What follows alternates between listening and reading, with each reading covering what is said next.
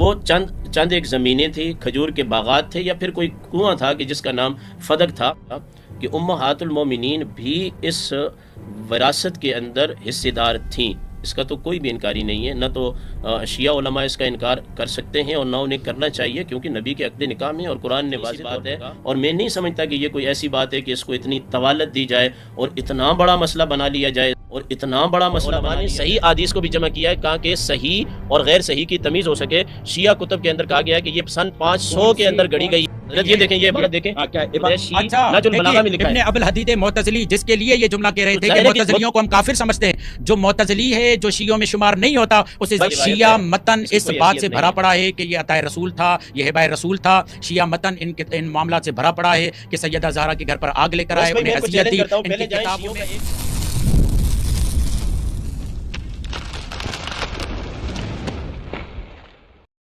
عبدالقادر ہزاروی صاحب، میں دیکھ رہا ہوں کہ جناب سیدہ کے اوپر تو اہل سنت روایات بھی کثیر موجود ہیں، آپ نے ان کے حوالہ جات بھی دیے، قرآن کی آیتیں بھی پیش کی گئی ہیں، اہل تشیع مکتب سے بھی اتنی کثیر تعداد میں روایات موجود ہیں. تو پھر متنازع کیوں ہے، یعنی الجھن کا شکار کیوں ہو جاتے ہیں ہم آج جب جناب سیدہ کا ذکر کرتے ہیں تو؟ اور یہ بات بھی مجھے بتائیے گا، ظاہر یہ بھی ایک عالم ہی سے پوچھا جائے تو بہتر ہے، ورنہ ایسا نہ ہو کہ تاریخ کے جو مسافر ہیں وہ گمراہ ہو جائیں، ادھر ادھر نکل جائیں. جب ذکر آتا ہے وراثت کے معاملے کا تو اس پہ ڈسپیوٹ کیوں نظر آتا ہے، اختلاف کیوں نظر آتا ہے؟ خاص طور سے میں حوالہ دے رہا ہوں اور باغ فدق کے حوالے سے پوچھنے کی کوشش کر رہا ہوں آپ سے کہ اس کو ایک مسئلے کی جڑ اور بنیاد کیوں قرار دیا جاتا ہے؟ یہ واقعہ دراصل ہے کیا، اور صحیح اس کی ترجمانی کس طرح سے ہو سکتی ہے؟ بہت اچھی بات ہے ویس بھائی، اچھا سوال اٹھایا آپ نے. بارہا یہ سوال تقریباً آپ اپنے پروگراموں میں اٹھا چکے ہیں اور اس حوالے سے تقریباً گفتگو رہتی ہے اور گفتگو ہوئی ہے. جہاں تک روایات کا تعلق ہے تو بالکل آپ نے صحیح فرمایا کہ اہل سنت کے ہاں اہل بیت کے جتنے فضائل اور مناقب بیان کیے گئے ہیں، اتنے اگر آپ اصول کافی کو دیکھیں تو اس کے اندر نہیں ہوں گے، اور جو اہل تشیع کی باقی 3 کتابیں ہیں ان کے اندر موجود نہیں ہوں گے. اور اس کی ایک میں وجہ بتاؤں کہ نبی کریم علیہ الصلوۃ والسلام کے اہل بیت کے جو فضائل کو نقل کرنے والے لوگ ہیں وہ اصحاب رسول ہیں یا پھر صحابیات رسول ہیں.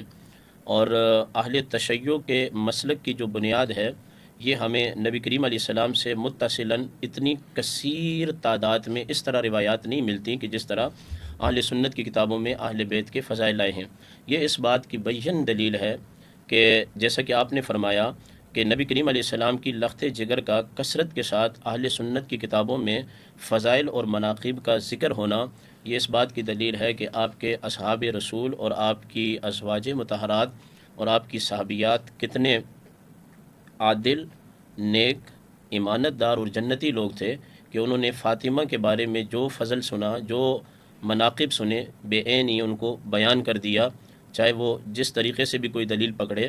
تو اس میں ایک بات تو یہ بالکل روز روشن کی طرح ظاہر ہو جاتی ہے کہ صحابہ کرام نے دین کو نبی علیہ السلام سے من و ان جو ہے نقل کیا، اور اس کے بعد تابعین نے نقل کیا، اور پھر تبع تابعین نے. ایک یہ بات ہو گئی. دوسری بات آپ نے جیسے کہ ذکر کیا باغ فدق کا، تو آپ صحابہ کی ایمانت اور صحابہ کی صداقت کا اس بات سے اندازہ لگا سکتے ہیں کہ باغ فدق جیسے اختلاف کو بھی اس برگزیدہ اور اللہ کی پسندیدہ جماعت نے ایسے ہی نقل کیا جیسے ان کے مابین یہ اختلاف ہوا.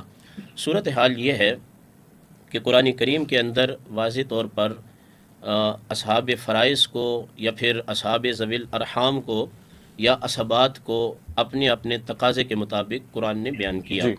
وہاں یہ بھی قرآن نے بیان کیا کہ جب بیٹی ایک ہو اور اس کے ساتھ کوئی بھائی موجود نہ ہو اور اسی طرح اس کی کوئی دوسری بہن بھی موجود نہ ہو تو شریعت اسلامیہ اس بیٹی کو وراثت کے اندر نصف حصہ عطا کرتی ہے.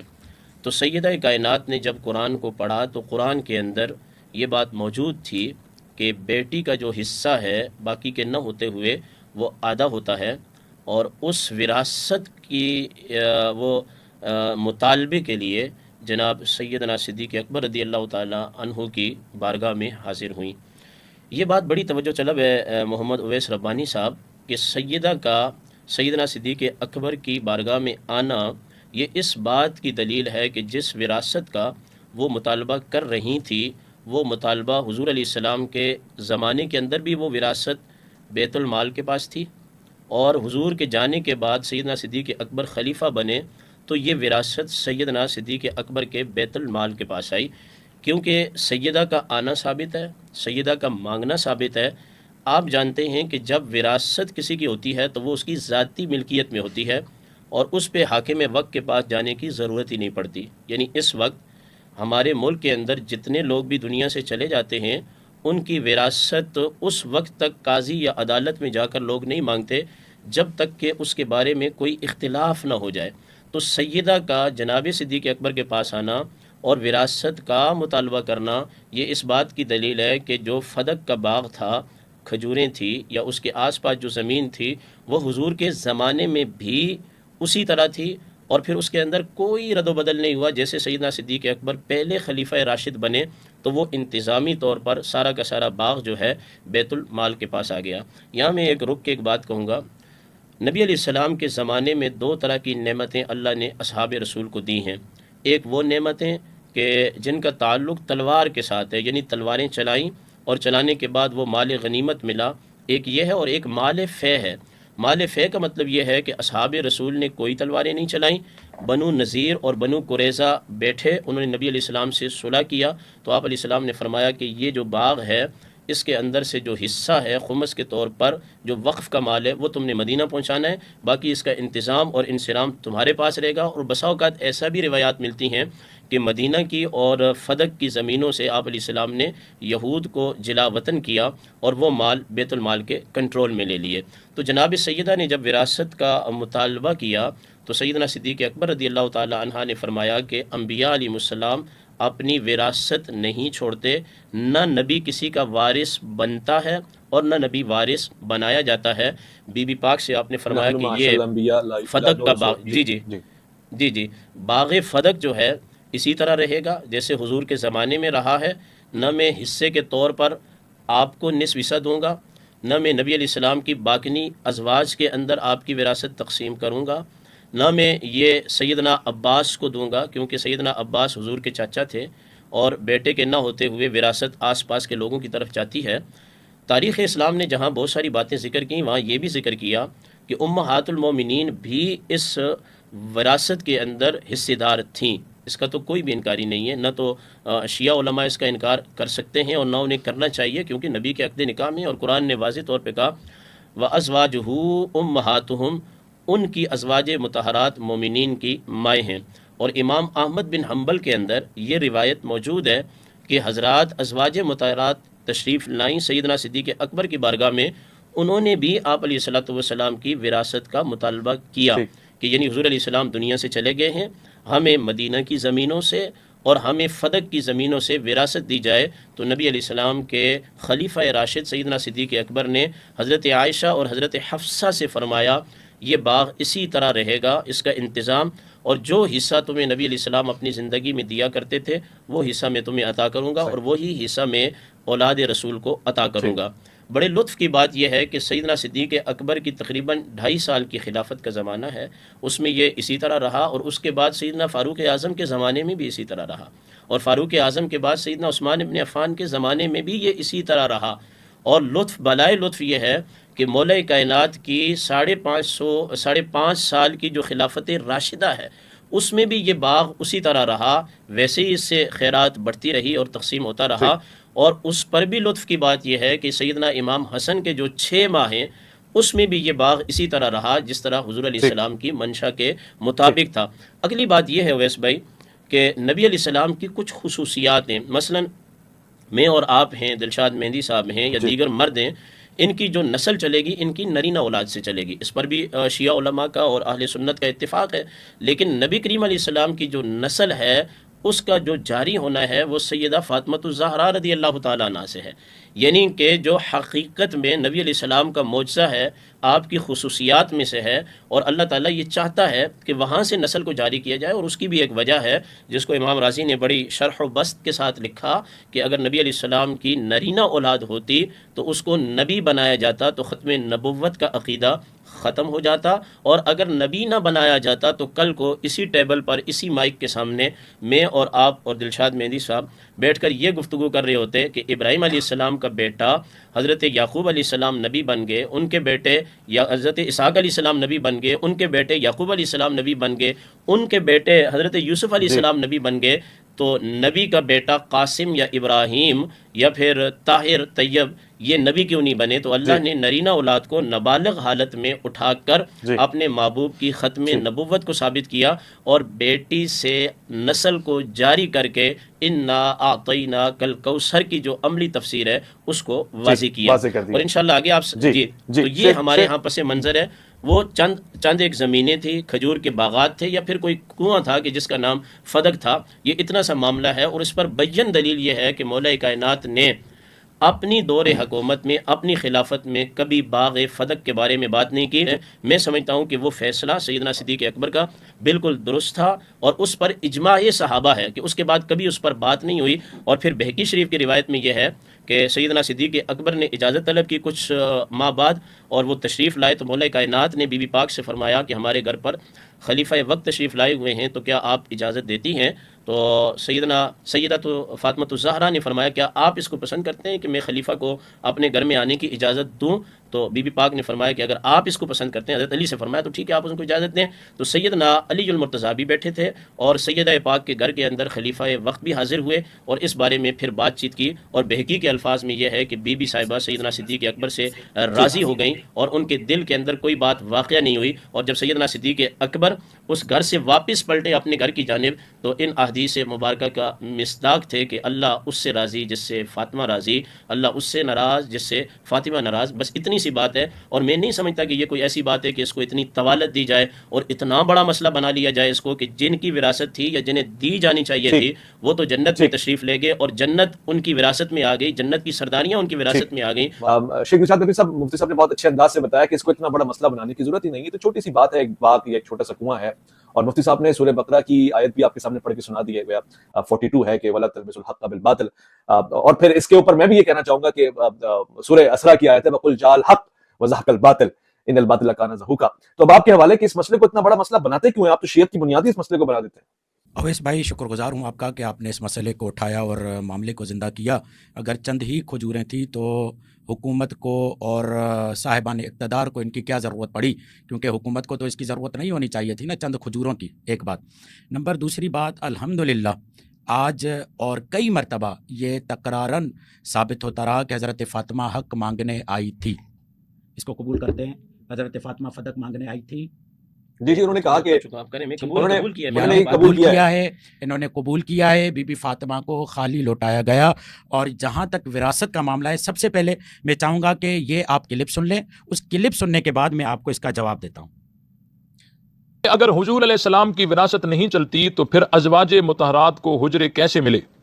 اگر ازواج کو وراثت میں حجرے مل سکتے ہیں تو پھر حضرت فاطمہ کو وراثت کیوں نہ ملی؟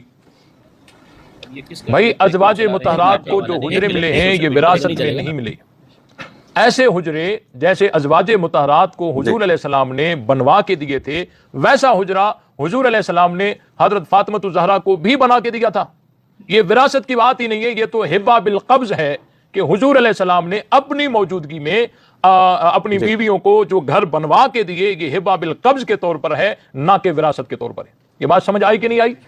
یہ مولانا ہے، مولانا عبد الجبار حیدری، نام سنا ہوگا آپ نے، مناظرے کے باب میں یہ خود اس بات کو قبول کرتے ہیں کہ رسول خدا کے جانے کے بعد ازواج مطہرات جن حجروں میں زندگی جی رہی تھی انہی حجروں میں جی رہی تھی، ان کو کسی نے بھی ان حجروں سے نہیں اٹھایا، بلکہ وہاں پر یہ عنوان آیا کہ ہبہ بالقبض، یعنی ان کو ہبہ کیا گیا تھا رسول خدا صلی اللہ علیہ وآلہ وسلم کی جانب سے۔ نہ فقط یہ کہ رسول خدا بحیثیت حکمران، بحیثیت اجتماعی بغیر مسئولیت کے آیا یہ حق رکھتے ہیں کہ کسی کو اپنی ملکیت کسی اور کو ہبہ کریں؟ اگر یہ حق رکھتے ہیں اور اسی بنیاد پر ازواج مطہرات نبی اپنے حجروں میں تھی، کیونکہ رسول ہبہ کر کے گئے تھے۔ بلکہ میں مزید آگے بڑھ کر کہوں کہ تاریخ طبری میں یہ جملہ ملتا ہے کہ جناب زبیر کو بھی رسول خدا نے ایک زمین ہبہ کی تھی اور بعد میں ان سے کسی نے بھی زمین کا مطالبہ نہیں کیا۔ سیدہ فاطمہ زہرا یہ تو بات لے کر ہی نہیں آئی تھی کہ یہ میرے وراثت میں حق بنتا ہے، بلکہ یہ تحریر نامہ دکھایا تھا کہ یہ مجھے بابا نے ہبہ کیا ہے، یہ مجھے بابا نے ہدیہ دیا ہے۔ یعنی رسول کو یہ اختیار ہے کہ وہ اپنی زندگی میں کسی کو بھی وہ جو مال فے کہیں یا وہ مال جو بغیر جنگ و جدل کے خیبر کے معاملے میں ایک باغ فدق آیا تھا اور وہ رسول نے سیدہ عذرا فاطمہ بطول کو لکھ کر دیا تھا، وہاں پر تو پھر بات ہی ختم ہو جاتی ہے۔ مگر جب یہ لوگ اس طرف سے آئے کہ کہنے لگے کہ نہیں ہم تو یہ ہبہ مانتے ہی نہیں، بلکہ یہاں پر میں آپ کے سامنے چونکہ بہت ہی تفصیل کے ساتھ آپ نے قبلہ محترم کو ٹائم دیا ہے، میں توقع کروں گا کہ آپ مجھے بھی یہی ٹائم دیں گے۔ اب میں آپ کے سامنے یہ روایت پڑھتا ہوں۔ وہ روایت یہ ہے کہ اہل سنت کے مورخ جناب ابن سعد اپنی کتاب طبقات الکبریٰ میں یہ روایت لے کر آتے ہیں، جلد 2 صفحہ نمبر 274 میں، کہ جب سیدہ فاطمہ زہرا اور جناب عباس جیسا کہ انہوں نے ذکر کیا آئے اپنا ورثہ لینے کے لیے، انہوں نے یہاں پر وراثت لکھی ہے، ورنہ حضرت فاطمہ زہرا اپنا ہبہ لینے آئی تھی، تو وہاں پر حضرت ابو بکر نے یہ جملہ کہا لا نورث ما ترکنا صدقتون، کہ ہم کوئی بھی ورثہ نہیں چھوڑتے اور نہ ہی کوئی صدقہ چھوڑتے ہیں۔ وما کان النبی یعول لا فقال علی، پھر وہاں پر حضرت علی نے کہا کہ وہ کہتے ہیں جب نبی نے یہ نہیں کیا تو میں کیسے کر سکتا ہوں؟ تو وہاں پر حضرت علی، کیونکہ حضرت علی ساتھ میں تھے، اگر تم وراثت کی بات کر رہے ہو تو قرآن تو یہ کہتا ہے وارث سلیمان و داود، کہ سلیمان جو ہے وہ وارث تھے، وارث سلیمان و داود، سلیمان داود کے وارث تھے۔ اور پھر یہ کہنے لگے، دوسری آیت پڑھنے لگے وقال زکریا یرثنی و یرث من آل یعقوب، مجھے وارث چاہیے آل یعقوب میں سے، یعنی انبیاء کے وارث ہو سکتے ہیں۔ اور بڑے مزے کی بات یہ ہے، پھر اس کے بعد یہ جملہ آپ کے ساتھ اس میں بیان کرتے ہیں طبقات الکبریٰ میں، جب یہ بات آئی تو وہ ہوا ہا قضا و انت واللہ تعالی، اور پھر اس کے بعد یہ کہتے ہیں فقال علی ھذا کتاب اللہ انت، یہ کتاب کہتی ہے، فسکتوا وانصرفوا، وہاں پر حضرت ابو بکر خاموش ہو گئے اور انصراف کیا۔ اس کے بعد بہت سارے معاملات یہاں پر موجود ہیں، جیسا کہ آپ کے سامنے موجود ہے صحیح بخاری میں، اسی معاملے پر حضرت فاطمہ زہرا نے جب یہ دیکھا کہ نہ ہبہ کے عنوان سے مجھے یہ چیز دے رہے ہیں، نہ ترکے کے اور میراث کے عنوان سے یہاں سے مجھے چیز دے رہے ہیں، تو سیدہ فاطمہ زہرا نے یہ بات سنی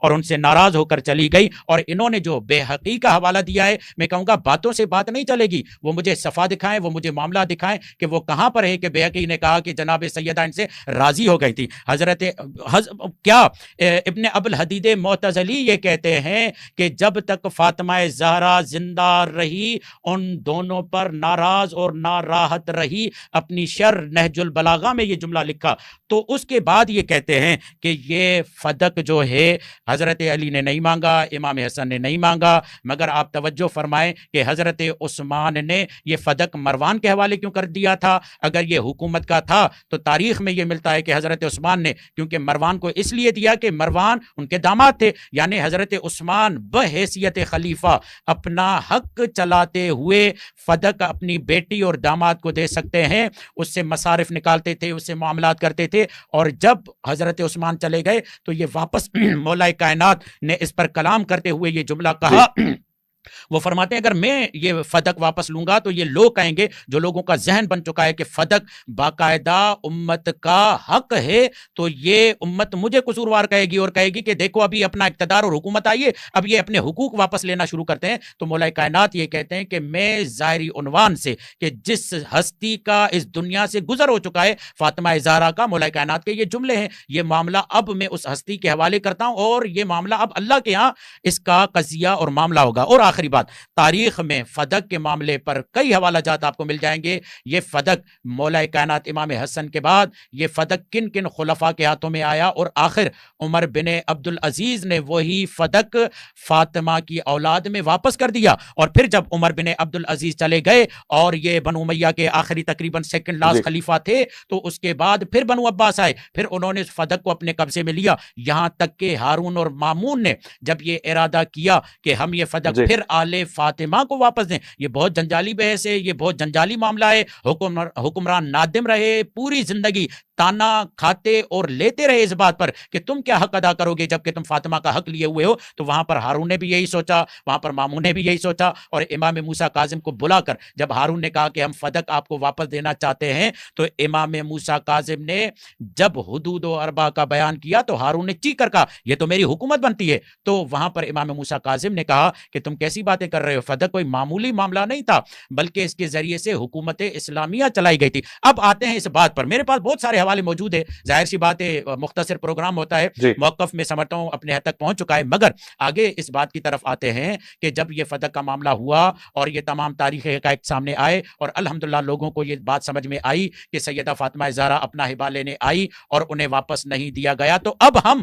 حجت کرتے ہیں اس بات پر کہ قرآن یہ کہتے ہیں ان الذین یؤذون اللہ ورسولہ لعنہم اللہ فی الدنیا والآخرہ اعد لہم عذابا مہینا. ہم اس بات پر حجت کرتے ہیں، مولانا نے کہا نا لا تلبسوا الحق بالباطل. ہم پھر ایک اور آیت بیان کرتے ہیں ان اللہ وملائکتہ یصلون علی النبی. اس کے بعد پھر ہم ایک آیت پیش کرتے ہیں انما یرید اللہ لیذھب عنکم الرجس اہل البیت. اس کے بعد پھر ہم ایک آیت پیش کرتے ہیں فقل تعالوا ندعو ابناءنا وابناءکم نساءنا ونساءکم انفسنا وانفسکم ثم نبتہل فنجعل لعنۃ اللہ علی الکاذبین. اور پھر یہاں پر میں آخری جملہ علامہ آلوسی کا بیان کر کے اپنے بیان کو مجتمع کرتا ہوں کہ علامہ آلوسی یہ کہتے ہیں کہ حضرت فاطمہ زہرا کا مقام اور عظمت یہ ہے کہ فرماتے ہیں اپنی تفسیر روح المعانی میں کہ رسول کو معلوم تھا کہ میرے بعد سیدہ فاطمہ زہرا العذراء مختصر وقت کے لیے زندہ رہیں گی. اگر انہیں پتا ہوتا کہ کافی عرصہ زندہ رہیں گی تو رسول خدا حکم دیتے، تمام صحابہ کو یہ کہتے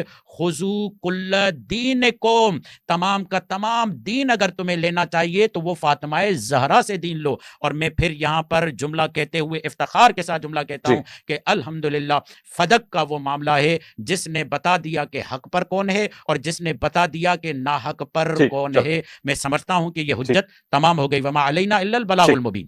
مفتی عبدالقادر ہزاروی صاحب آگے بڑھتے ہیں. جناب سیدہ کی زندگانی سب کے لیے ایک نمونہ ہے، ایک مثال ہے، خاص طور سے خواتین کے لیے، مگر آپ کا جو وصال ہے اس کے حوالے سے زیادہ معلومات نہیں ہے. میں چاہتا ہوں کہ اس پہ بھی آپ روشنی ڈالیں، کیا کیفیت ہے، کیا معاملات ہیں، اور پھر وہ جنازے کی پردہ داری کیا ہے، تاکہ آج لوگوں کے لیے ایک بڑی گہری مثال مل سکے. جی بہت شکریہ محمد اویس بھائی. میں نے ماشاءاللہ دلشاد صاحب کی گفتگو بڑے تحمل سے اور اپنی کرسی کو گھما گھما کے لطف اندوز ہوتے ہوئے میں نے سنی. ہم نے بھی تحمل سے سنی تھی. اصل بات یہ ہے کہ کیا نام ہے اس کا، یاسین قادری، میں تو اس کو ملعون نہیں کہوں گا، اس کی طرح بے محل قرآن پڑھنا میرے خیال میں یہ کسی مسئلے کا حل نہیں ہوتا. ہمارا جو مسئلہ چل رہا ہے وہ باغ فدق پر پڑ رہا ہے، اور حضرت نے باغ فدق پر جو آیت پڑھی وہ پڑھی انما یرید اللہ لیذھب عنکم الرجس اہل البیت ویطہرکم تطہیرا. یہ اس لیے پڑھی کہ جسے ایک جملہ بس ایک جملہ اس لیے پڑھی کہ جسے دین کا پورا وارث کہا جائے اسے معلوم نہیں تھا کہ مجھے حق مانگنے جانا یا نہیں جانا، اسے معلوم نہیں تھا کہ میری وراثت بنتی ہے کہ نہیں، اسے معلوم نہیں تھا کہ میرا ہبہ بنتا ہے کہ نہیں. آپ دیکھیں آپ اپنے وقت میں بالکل کھل کے اس کی وضاحت کریں، میں ایک لفظ نہیں بولوں گا.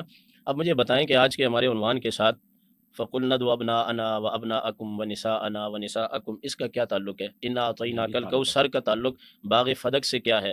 اور اسی طرح انما یرید اللہ لیذھب عنکم الرجس اہل البیت ویطہرکم تطہیرا، اس آیت کا ہمارے آج کے اس موضوع سے یعنی کہ باغ فدق سے کیا تعلق ہے؟ جہاں تک انہوں نے علامہ آلوسی کی بات کہی کہ وہ افضل ہیں، تو وہ سب باتیں اپنی جگہ. انہوں نے میرے اوپر ایک جو لگایا تھا کہ بہقی کے اندر مجھے دکھائی جائے یہ روایت السنن الکبریٰ للبہقی باب بیان مصرف اربعۃ اخماس الفیء، اس کے اندر امام بہقی نے فے کا لفظ استعمال کیا ہے. اور حضرت امام شابی سے ہے، وہ فرماتے ہیں کہ جب سیدہ کائنات مریض ہو گئیں یعنی بیمار ہو گئیں، تو اس سے یہ بھی پتہ چلتا ہے کہ ماردت سیدہ خود مریض ہوئی ہیں، ان کو مریض کیا کسی نے نہیں ہے، ان کو مارا کسی نے نہیں ہے. تو فرمایا جب مریض ہو گئیں تو سیدنا صدیق اکبر آئے، تشریف لائے اور مولا کائنات سے اجازت طلب کی. تو مولا کائنات گھر میں موجود تھے، تو سیدہ سے اجازت مانگی تو انہوں نے کہا اگر آپ چاہتے ہیں تو ان کو اجازت دے دیں. حضرت ابوبکر صدیق رضی اللہ تعالیٰ نے یہ فرمایا میں نے جو کچھ بھی کیا ہے وہ اللہ کی مرضی اور اس کے رسول کی مرضی اور آل رسول کی مرضی اور خوشی سے کیا ہے. یہ جملہ ہے، یعنی اللہ کی بھی مرضی اس میں شامل ہے، رسول اللہ کی بھی مرضی شامل ہے، آل کی بھی مرضی شامل ہے.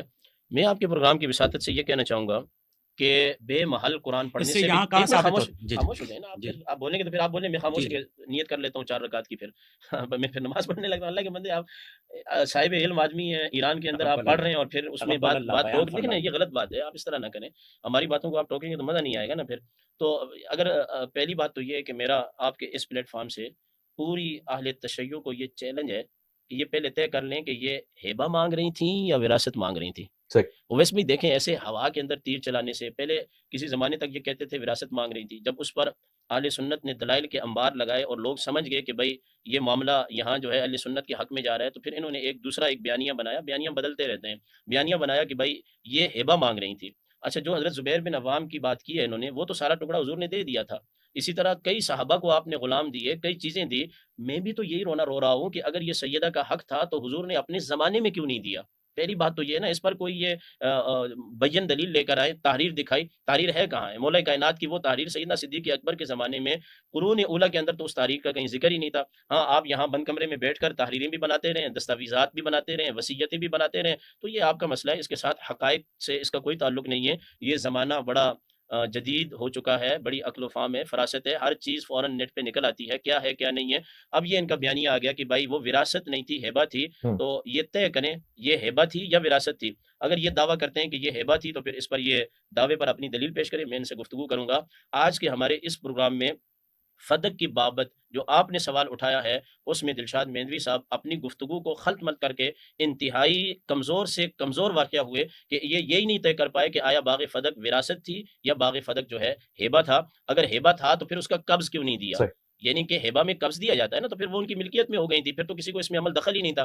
جہاں تک انہوں نے حجروں کی بات کی تو وہ حجرے امہات المومنین ان کو ایسے ہی استعمال کر رہی تھی جیسے باغ فدق کا پھل اور غلہ جو ہے بی بی پاک فاطمہ الزہرا کے گھر میں جا رہا تھا. اور وہ حجرے آج بھی رسول کریم صلی اللہ علیہ وسلم کی وراثت میں نہیں ہے، بلکہ وہاں حضور کا روزہ مبارک ہے اور وہ مسجد شریف کا حصہ ہے. اور بڑی میں زبردست آپ کو بات بتاؤں، یہ ہمارے سامنے بیٹھ کے یہ تو حوالہ جات دے دیتے ہیں کہ وہ نبی کریم علیہ السلام نے ان حجروں کو اپنے پیسوں سے خریدا ہی نہیں تھا. اما عائشہ کا جو حجرہ تھا وہ سیدنا صدیق اکبر سے پیسے سے خریدا گیا تھا کہ جب آپ مدینہ تشریف لائے تھے تو وہ 2 یتیم بچوں کی ملکیت میں تھا. تو انصار تو ویسے اس کو ہیبہ کر رہے تھے اور عطیہ کر رہے تھے. آپ علیہ السلام نے فرمایا اس کی ریٹ طے کرو. اس کی ریٹ طے ہوئی. اس وقت جو درہم اور دینار ادا کیے گئے وہ سیدنا صدیق اکبر نے اپنے جیب سے ادا کیے. تو اس بادی النظر میں بھی اگر دیکھا جائے تو وہ تو سیدنا صدیق اکبر کا ذاتی مکہ میں جو کاروبار کیا تھا اس سے وہ مال تھا. اور بعد میں جو مسجد نبوی شریف کا توسیع کا سلسلہ ہے وہ سیدنا عثمان ابن عفان نے اپنے اس سے لگایا. اور میں نے جو پڑھا کہ ولا تکتم الحق، کہ وہ حق کو نہیں چھپاتے، یہ علی المرتضیٰ پر بھی الزام ہے کہ ان کو پتہ ہے کہ باغ فدق سیدہ کی چیز ہے اور اس کے باوجود وہ راضی ہیں اس بات پر. اور اپنی حکومت میں بھی، تو میرے خیال میں اس سے ان کو تھوڑا سا اجتناب کرنا چاہیے. اور بے محل قرآن کی آیات پڑھنے سے کچھ بھی نہیں ہوگا. اور پھر وہ آیات بھی نہ زبر کا خیال ہے نہ زیر کا خیال ہے، تو اس طرح نہیں چلے گا. کوئی اس طرح نہیں ہے کہ ذوالفقار شاہ صاحب بیٹھے ہوئے ہیں اور وہ یاسین پڑھ رہا تھا، وہ آپ کے اس میں پڑھ رہا تھا جاہدو کو جاہدو پڑھ رہا تھا، یعنی یا ایھا الذین آمنوا اتقوا اللہ وابتغوا الیہ الوسیلۃ وجاہدوا پڑھ رہا تھا، وجاہدوا اس میں بھی خلط مت کر رہا تھا. اس سے کام نہیں چلے گا. اگلا جو آپ کا سوال. اچھا، پھر مزے کی بات یہ ہے کہ حضرت نے کہا کہ کیا نام لیا آپ نے؟ معتزلی نے اپنی کتاب میں لکھا ہے. تو معتزلہ تو ہمارے نزدیک تو وہ تو خارج از اسلام ہے. ہم تو معتزلہ کو مانتے ہی نہیں ہے بھائی، وہ تو خارج از اسلام ہے. وہ تو کہتے ہیں کہ تمام چیزوں کا جو خالق ہے وہ اللہ نہیں ہے، اچھی چیزوں کا خالق اللہ ہے اور بری چیزوں کے خالق ہم ہیں. تو جس پروگرام کے اندر معتزلیوں کے حوالے دیے جائیں تو وہاں عبد القادر کے لیے تو یہی ہے کہ اپنی کرسی کو ہلاتے رہیں اور مسکراتے رہیں. یا تو کوئی علمی بات. جہاں تک آپ نے بیماری کی بات کی، سیدہ کائنات کی بیماری کے حوالے سے بخاری اور دیگر مقامات پر یہ حدیث موجود ہے. آپ علیہ السلام نے فرمایا جب یہ تشریف لائیں تو اس حدیث کی راویہ سیدہ عائشہ رضی اللہ تعالیٰ عنہ ہے. کتنے سچے لوگ تھے، دیکھیں کہ فضائل ان کے ہیں مگر روایت سیدہ عائشہ رضی اللہ تعالیٰ عنہ کر رہی ہیں. فرمایا کہ جب وہ تشریف لاتی تو حضور کھڑے ہو جاتے، جب حضور ان کے ہاں آتے تو یہ کھڑی ہو جاتی. اپنی نشست پر بٹھایا اور آپ علیہ السلام نے سرگوشی فرمائی تو یہ رونے لگیں. پھر دوبارہ سرگوشی کی تو یہ ہنسنے لگیں.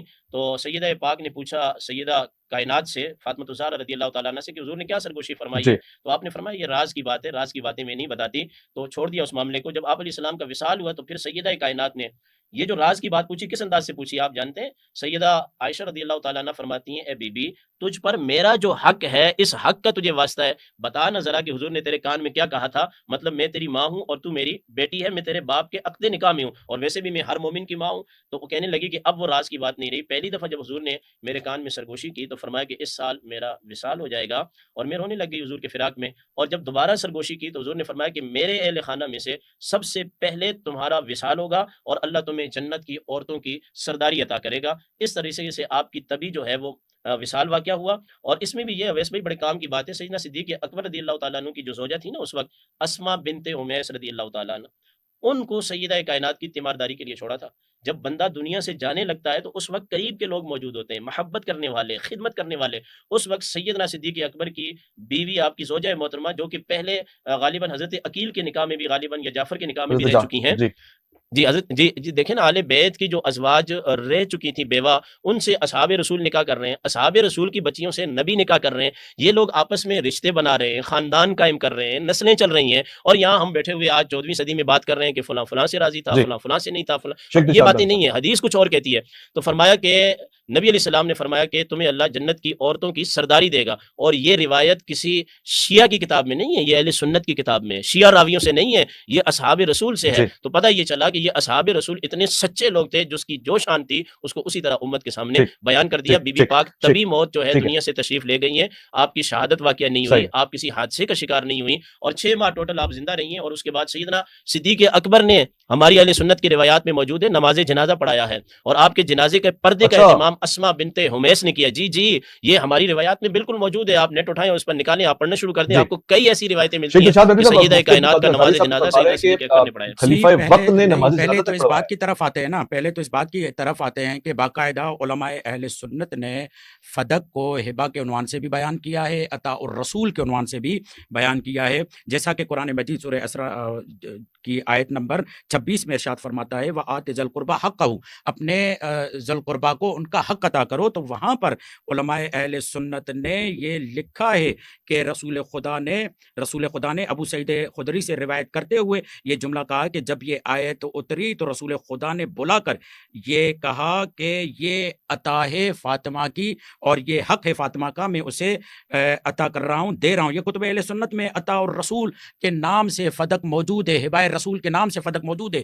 دونوں معاملوں میں اگر آپ وراثت بھی کہیں تو معاملہ وہیں کے وہیں اصل موجود ہے کہ سیدہ فاطمہ خالی انہیں لوٹایا گیا، انہیں وراثت نہیں دی گئی، چاہے آپ ہبہ کا عنوان دیں، چاہے آپ حق کا عنوان دیں، چاہے آپ وراثت کا عنوان دیں، چاہے آپ عطاء الرسول کا عنوان دیں، مین معاملہ یہ ہے کہ جناب فاطمہ کو خالی لوٹایا گیا، انہیں باغ فدق چاہے چند کھجوریں تھی یا چند ہزار کھجوریں تھی، وہ کھجوریں نہیں دی گئی تھی، اور یہ کتب اہل سنت بھری پڑی ہیں ان معاملات سے۔ باقی یہ بلا وجہ تنقید کر دینا، یہ یوں ہو جاتا ہے وہ یوں ہو جاتا ہے، آپ بولتے بولتے اگر اردو تلفظ اوپر نیچے ہو جائے تو اس کو یہ کہیں گے کہ آپ اس کو نہیں جانتے۔ یہ تہاجم اور یہ بلا وجہ کی تنقید یہ انسان کو اصلی مدعا سے دور نہیں کرتا۔ وہ جو آپ کا اصلی دائرہ ہے اور وہ جو آپ پر اصلی تنقید ہو رہی ہے، قیامت تک آپ اس سے دور نہیں جائیں گے۔ جب میں نے یہ کہا فَقُلْ تَعَالَوْا نَدْعُوا أَبْنَاءَنَا وَأَبْنَاءَكُمْ وَنِسَاءَنَا وَنِسَاءَكُمْ، اس کا مطلب یہ تھا کہ رسول خدا یہ بتا رہے ہیں کہ سیدہ فاطمہ وہ ذات ہے جن کو نصارہ کے مقابلے میں لایا جا رہا ہے۔ توحید اور رسالت و قرآن کو بچانے کے لیے اگر وہی مسلمانوں کے دربار میں چلی جائے اور کہے کہ یہ فدق میرا حصہ ہے جو مجھے بابا نے مجھے دیا ہے، ہبہ ہے، اور وہ کہیں کہ نہیں یہ تو ورثہ اور صدقہ ہوتا ہے اور نبی کوئی ورثہ اور صدقہ نہیں چھوڑتے، ہم اس لیے آپ کو نہیں دیں گے۔ یہ مسند ابن ابی اعلیٰ میں یہ روایت موجود ہے کہ رسول نے باقاعدہ عطا کے طور پر دیا، اور ان کی بات تفسیری کتب میں موجود ہے کہ رسول خدا نے یہاں تک جملے کہے کہ یہ وہ حق ہے جو خدیجہ کا مجھ پر تھا، کہ خدیجہ نے مجھ پر قربانیاں دی، خدیجہ نے مجھ پر مال قربان کیا، خدیجہ نے دین و اسلام کے لیے اتنی قربانی کی، اس کے قربانی کے نتیجے میں وہ جو جزا جو اسے دینا چاہ رہا ہوں وہ آج نہیں ہے، تو آج میں آپ کو دے رہا ہوں۔ یہ تمام کتب اہل سنت میں اور اسی آیت کی تفسیر میں موجود ہے۔ آگے جائیں گے تو زیادہ دیر ہو جائے گی۔ اس کے علاوہ یہ کہہ رہے ہیں کہ حضرت ابو بکر نے نماز پڑھائی، تو صحیح بخاری کی یہ روایت کہتی ہے مولا کائنات نے نماز پڑھائی تھی۔ آپ صحیح بخاری والی روایت کو صحیح قرار دیں گے یا اور جعلی اور جس کو آپ کے علماء اہل حدیث نے رد کیا ہے کہ یہ روایت درست نہیں، بلکہ زبیر زئی صاحب نے کہا ہے 3 حوالوں سے بیان کرتے ہوئے کہ یہ روایت کسی بھی طور پر صحیح نہیں ہے. آپ جعلی حدیث کو، جعلی روایت کو لا کر صحیح بخاری کے مقابلے میں لائیں گے، اور جہاں پر یہ بیان کیا جائے کہ جناب سیدہ جب اس دنیا سے گئی تو حالت غضب میں تھی، ناراضگی میں تھی، ناراحتی میں تھی، اس کو آپ جعلی روایت کو لا کر آپ لوگوں کو بے وقوف نہیں بنا سکتے. یہ انٹرنیٹ کا زمانہ ہے، یہ میڈیا کا زمانہ ہے، یہ چیٹ جی پی ٹی کا زمانہ ہے. ذرا جائیے، ذرا دیکھیے، ذرا ٹٹولیے، ذرا کھولیے، خود بخود کھل کر سامنے آ جائے گا، خود بخود سامنے تمام چیزیں آ جائیں گی. یہ کہہ دینے سے کہ چند کھجوریں تھی، مستقل ابواب اور کتابیں لکھی گئی ہیں اس موضوع پر، مختلف معاملات لکھے گئے ہیں. سیدہ فاطمہ زہرا کی سب سے بڑی مظلومیت یہ. اور پھر دیکھیں نا، مجھے اگر اس بات کی طرف آئیں تو جب وہ قبالہ جناب فاطمہ زہرا لے کر واپس آ رہی تھی تو ایک شخص جب سیدہ فاطمہ زہرا سے ملاقات کرتا ہے، کہتا ہے یہ کیا ہے؟ کہتا ہے کہ یہ سیدہ فاطمہ کہتی ہے یہ وہ قبالہ ہے جو خلیفہ اول نے مجھے دیا ہے، اور اس بات پر یقین رکھتے ہوئے کہ یہ فدق آپ کا ہبہ اور حصہ ہے تو انہوں نے لے کر اس کو پھاڑ دیا. اب تاریخ طبری کی طرف جائیے، تاریخ طبری والا یہ لکھتا ہے کہ جب یہ معاملہ آیا اور وہ فرد آئے اور وہ فدق ان سے پھر جو ہے وہ قبالہ پھاڑ کے اور چکنا چور کر کے رکھ دیا گیا، تو تاریخ طبری والا یہ کہتا ہے پھر فدق سیدہ سے لے کر حکومت نے اپنے پاس رکھا. اب تاریخ طبری والا یہ کہتا ہے کہ جب حضرت ابو بکر اس دنیا سے جا رہے تھے تو کچھ ندامتیں لیتے ہوئے جا رہے تھے. ان ندامتوں میں سے ایک ندامت یہ تھی، کاش میں فاطمہ کو ناراض نہ کرتا، کاش میں ان کے گھر پر آگ کے لیے لوگوں کو نہ بھیجتا، کاش یہ معاملہ. یہ ساری حقیقتیں موجود ہیں. ٹھیک ہے شیخ دلشاد مہدوی صاحب، ظاہر پروگرام اب طویل نہیں ہوگا، ہم کنکلوڈ کریں گے اس کو. ایک سوال ہمیشہ سے ذہن میں تھا اور میں آج چاہتا ہوں کہ اس کو چھوٹا سا ڈسکس کر کے پھر کنکلوژن کی طرف جائیں گے، اور مختصر سے جواب دیجیے گا، اتنا مختصر کہ معلوم ہو کہ بس ہاں یہ ہے یا ہم تک ہی غلط پہنچا ہے. جیسے بہت ساری باتیں آپ کے حوالے سے من گڑت لوگ بیان کرتے تھے کہ جی تھوک کے پلاتے ہیں اور یہ کرتے ہیں وہ کرتے ہیں، تو کیا یہ بھی ایسا ہی ہے یا واقعی آپ کہتے ہیں کہ نہیں اس پہ حوالہ جات موجود ہے؟ اور واقعہ جو پیش کیا جاتا ہے خاص طور سے ہم ان ایام میں بھی سنتے ہیں کہ جناب سیدہ فاطمہ زہرا سلام اللہ علیہا اتنا عظیم گھرانہ، اتنا عظیم گھر، اور اس گھر کا وہ دروازہ کہ جس پہ رسالت مآب سلام پیش کرتے ہیں نماز سے پہلے، نماز کے بعد، سفر سے پہلے، سفر کے بعد، اس دروازے کو بھی آگ لگائی گئی. یہ افسانہ ہی ہے نا، کوئی حقیقت تو نہیں ہے؟ یا اس پہ آپ کہتے ہیں کہ نہیں یہ کوئی آپ کے پاس مدلل انداز سے چیزیں موجود ہیں؟ کیونکہ اہل سنت پہ تو اس کی کوئی حیثیت موجود نہیں ہے، آپ کے پاس کیا ہے؟ جی مدلل انداز سے کتب اہل سنت سے، ازالت الخفا سے، بہت ساری کتابوں سے یہ بات ثابت ہے کہ جناب سیدہ فاطمہ زہرا کے گھر کو آگ لگائی گئی. یہ شیعوں کی کتابیں تو بھری پڑی ہیں، مگر کتب اہل سنت بھی اس سے خالی نہیں ہے. یہاں تک کہ شبلی نعمانی نے یہ جملہ الفاروق کتاب میں لکھا کہ کچھ بعید نہیں ہے کہ ہمارے صاحب نے یہ کہا ہو کہ اگر علی کو نہیں نکالا تو ہم گھر کو آگ لگا دیں گے. اس حد تک بھی آنا بڑی بات ہے کہ جس در پر رسول آ کر کہ انما یرید اللہ لیذھب عنکم الرجس اہل البیت ویطہرکم تطہیرا، پھر آغا صاحب کہیں گے آپ بلا وجہ آیتیں پڑھ رہے ہیں، پھر وہاں پر ادھر سے کہتے ہیں ہمارے لیے قرآن کافی ہے. جب قرآن پڑھا جاتا ہے تو کہتے ہیں زیادہ قرآن ہمیں نہیں سنائیے، ہمارے کانوں کو درد ہوتا ہے، دل چھلنی ہو جاتے ہیں کہ آپ حق اہل البیت میں قرآن کو کیوں تلاوت کرتے ہیں. وہیں اسی دروازے پر رسول خدا نے زمانہ آخر میں 8 سے 9 ماہ مسلسل آ کر اس در پر باہر کی طرف سے آ کر سلام کرتے تھے، السلام علیکم یا اہل بیت النبوہ. اور پھر نماز فجر پڑھنے کے بعد اپنے چہرے کا رخ، جو مسجد میں تمام دروازے بند کیے گئے تھے سوائے در حضرت علی اور فاطمہ کے، وہ جو مسجد کی طرف سے در کھلتا تھا، آپ بالکل رخ پھیر کے اس در کی طرف دیکھتے تھے اور یہ فرماتے تھے کہ پہچانو یہ کس کا در ہے، یہ در بابو بابی، یہ در میرا در ہے، یہ گھر میرا گھر ہے. جس نے اسے پہچانا اس نے مجھے پہچانا. اور اسی انداز سے فخرج النبی وهو آخذ بید فاطمہ، نبی لے کر آتے فاطمہ کو اپنے ہاتھ میں ہاتھ لے کر سیدہ کا، اور یہ جملہ فرماتے من عرفها فقد عرفها ومن لم يعرفها انها فاطمہ بنت محمد ہی بضعۃ منی وقلبی وروحی التی بین جنبہ من آذاها فقد آذانی ومن سرها فقد سرنی. بہت خوب. ظاہر صاحب آپ کی طرف آتا ہوں، آپ کے نزدیک یہ ایک افسانہ ہے یا کوئی حقیقت بھی ہے اس میں؟ یہ جو باتیں ہمارے نزدیک یہ ایسا افسانہ ہے کہ اس کی مثال نہ ماضی میں رہی ہے، اس کے علاوہ نہ حال میں نہ استقبال میں. اس کے بارے میں نہج البلاغہ میں عبارت پڑھ دیتا ہوں. وَأَمَّا مَا ذِكْرُهُ مِنَ الْهُجُومِ عَلَى دَارِ فَاطِمَةَ وَجَمَعَ الْحَطَبَ لِتَحْرِيكِهَا فَهُوَ خَبْرٌ وَاحِدٌ غَيْرُ مَوْثُوقٍ بِهِ. یہ نہج البلاغہ کہہ رہا ہے یہ غیر موثوق والی خبر ہے. وَلَا مَعْلٌ عَلَيْهِ فِي حَقِّ الصَّحَابَةِ، یہ بات صحابہ کے حق میں معتبر نہیں ہے. بل ولا فی حق احد من، یہ بتائیں نا کس کی طرف سے ہے، کس کا صبر کریں حضرت، آپ پتہ نہیں سمجھ نہیں بولتے کیوں ہیں، آپ میری بات سنتے کیوں نہیں، آپ اتنے الزام لگائے میں چپ کر کے سنتا رہا، میری کیوں نہیں سنتے؟ ادھر دیکھیں، آنکھوں سے آنکھ ملائیں، میری طرف دیکھیں نا، آپ بولتے کیوں ہیں؟ میری گفتگو کا وقت کیوں لے لیتے ہیں؟ یہ پیار سلامت رہے. ہاں وہ آپ جو جی یہ پیار سلامت رہے. تو اب اس میں یہ ہے کہ ولا فی حق احد من المسلمین ممن ظہورت عدالتہ، یہ کہتے ہیں کہ یہ کیسے ممکن ہے کہ جن کی عدالت واضح ہو چکی ہے وہ لوگ یہ کام کریں. اویس بھائی ایک لمحے کے لیے، یہ سن 5 ہجری کے اندر رافضیوں نے یہ روایات گڑھی ہیں. سن 5 ہجری کے اندر جب عراق کے اندر سنی مساجد کو تالے لگا دیے گئے تھے اور ان کے جناب والا دروازوں پر لکھا ہوا تھا، گالی گلوچ لکھا ہوا تھا، جب ان کی حکومت آئی تھی سن 5 ہجری کے اندر. پہلے بھی میں آپ کے ایک پروگرام میں یہ بات کہہ چکا ہوں. یہ تو ایسے ہی ہے جیسے وہ ایک شیعہ مولانا تقریر کر رہا تھا، کہہ رہا تھا کہ یہ کتاب امام جلال الدین سیوطی نے یہ حدیث کتاب الموضوعات میں لکھی ہے. اور بھائی اس میں امام جلال الدین سیوطی یہ سن 5 ہجری کون سا والا سن؟ 500 ہجری کے اندر. تو دیکھیں علماء نے موضوعات کو بھی جمع کیا ہے اور علماء نے صحیح حدیث کو بھی جمع کیا ہے تاکہ صحیح اور غیر صحیح کی تمیز ہو سکے. شیعہ کتب کے اندر کہا گیا ہے کہ یہ سن 500 کے اندر گڑھی گئی ہے. مجھے یہ بتائیں کہ یہ کہنا نہج البلاغہ میں نہج البلاغہ میں دکھاؤ، کوئی نامہ دکھاؤ، کوئی ابھی ساری عبارت پڑھ دی بول رہے ہیں، کچھ بھی نہیں. یہ نہج البلاغہ میں نہیں ہے میرے اچھا بھائی. نہیں ہے تو کسی آپ جا کے پہلے دیکھیں اپنی سنی کتابوں کو عالم پڑھیں. کی شرح ہوگی، سنی عالم کی شرح ہوگی، اس شرح میں اس نے یہ جملہ کہا ہوگا. نہ علی کا یہ بیان ہے، نہ نامہ ہے، نہ خطبہ ہے. اتنی بھی آپ کو سمجھ بوجھ حضرت یہ دیکھیں، یہ عبارت دیکھیں کیا عبارت دیکھنے سے کیا ہوتا ہے، کیا لکھا ہے. خود شیعوں کا معتبر عالم ابن ابی الحدیث شیعی نہج البلاغہ میں لکھا ہے. ابن ابی الحدید معتزلی جس کے لیے یہ جملہ کہہ رہے تھے کہ معتزلیوں کو ہم کافر سمجھتے ہیں. جو معتزلی ہے جو شیعوں میں شمار نہیں ہوتا اسے زبردست بولنے دے، اس کا وقت ہے، اس کو بولنے دے، یہ نکالیں، اس کو بولنے یہ نکالیں، اس کو بولنے دے بھائی، یہ نکالیں، بولو نا. نہیں کیمرہ پہ دکھاتے ہیں نا کہ یہ حضرت کون ہے. آپ ابن میری ابی بات کیوں الحدید بولتے ہیں؟ شیعہ، ان کو یہ نہیں پتا کہ ابن ابی الحدید معتزلی ہے، شیعہ دیکھ لیں. یہ نہیں وقت کھا رہے ہیں اویس بھائی، میرا وقت کھا رہے ہیں. یہ خیانت بتا رہا ہوں. نہیں اس نہیں طریقے نہیں سے نہیں خیانت کر کے آپ حق تحفہ زہرا کو اثنا عشریہ میں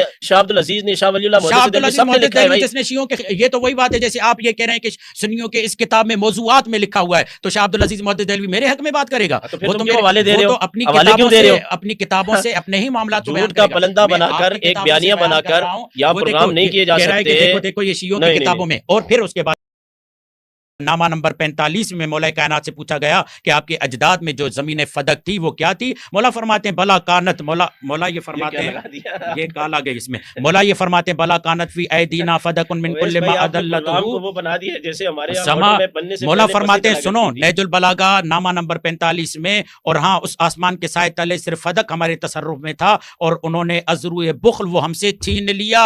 مولا کہہ رہے ہیں نہج البلاغہ میں یہ ہمارے تصرف میں تھا، نامہ نمبر 45 میں. تو کہنے کا مقصد یہ ہے کہ شیعہ متن اس بات سے بھرا پڑا ہے کہ یہ عطائے رسول تھا، یہ ہبہ رسول تھا. شیعہ متن ان معاملات سے بھرا پڑا ہے کہ سیدہ زہرا کے گھر پر آگ لے کر آئے، انہیں اذیت دی. ان کی کتابوں میں ایک بیانیہ بنا کے لے کے آئے، پھر ان سے بات کرتے ہیں. مجھے یہ تو بتائیں یہ شیعوں کی کون سی کبھی کتابیں کہتے ہیں پڑھ کر عطائے رسول تھا، کبھی کہتے ہیں کہ یہ میں نے قبضہ 3 تھا، جملے کبھی کہتے ہیں کہے، ہبہ تھا، کبھی ہبہ رسول، ایسا معاملہ نہیں چلے گا. ہبہ رسول، عطائے رسول، اور اس کے بعد جب اس بات پر نہیں آئے تو سیدہ نے کہا پھر وراثت کے ذریعے سے میرا حق بنتا ہے. میرے خیال سے یہ یہیں تک سیدہ فاطمہ الزہرا کو کئی دفعہ نبی علیہ السلام نے خود بغیر مال کے لٹایا ہے. ٹھیک ہے، میں شکریہ ادا کرتا ہوں. میں